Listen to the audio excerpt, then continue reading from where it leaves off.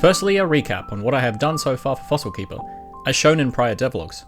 We can explore randomly generated dig site maps, scan for fossils, then dig them up.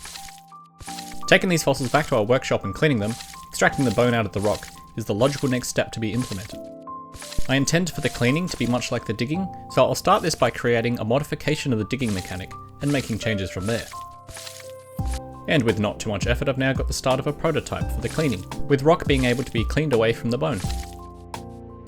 My first modification is to change the movement input to instead rotate around the fossil, both in yaw and pitch. I mean, clearly I need to make the tools rotate with the camera also, which is what I'll do next. Easy peasy. Now for how to detect when the bone is exposed enough to finish cleaning. Fast forward a little, and now I've got a simple algorithm that voxelizes the mesh to know what blocks intersect with it. I can use this to detect if the bone is exposed enough to consider cleaning finished, which is what I'll program into the system now. I've started with a temporary UI to show how much of the bone has yet to be exposed, which is updated each time you clear away rock.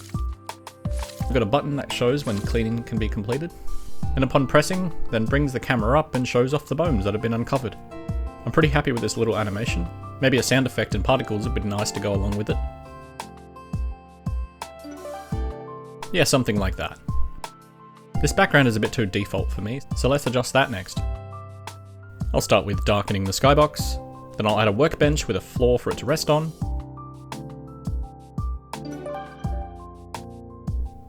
Next I'll make the floor blend into the background by making it fade as well as adding a focus blur. I'm super happy with this. The focus blur has unexpectedly added a faint glow to the cleaned bones, which I think is neat.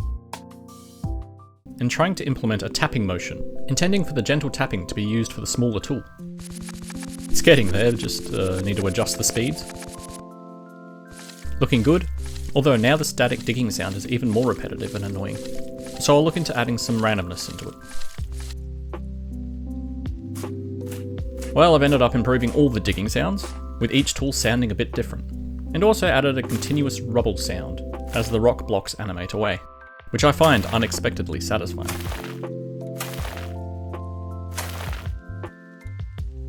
Now it's time for a new tool, more related to the actual cleaning, a brush. In-game it's nice and small, meant for gentle rock brushing. Just not like that. No.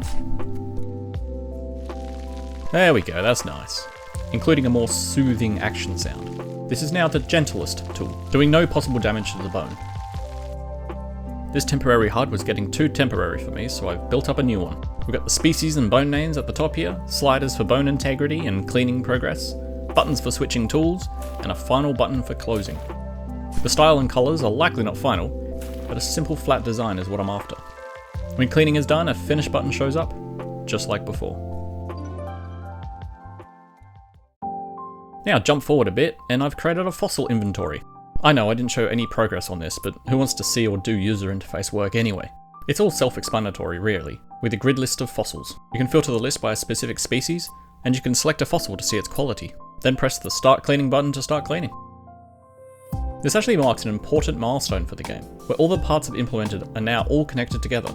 You can head out to a dig site, scan for fossils, dig them up, head back to your workshop, see those dug up fossils and clean them, then check out the bones you've collected at the end. The next logical step is to assemble skeletons from these bones.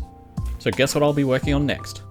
Subscribe so you do not miss out, and I'll see you next time.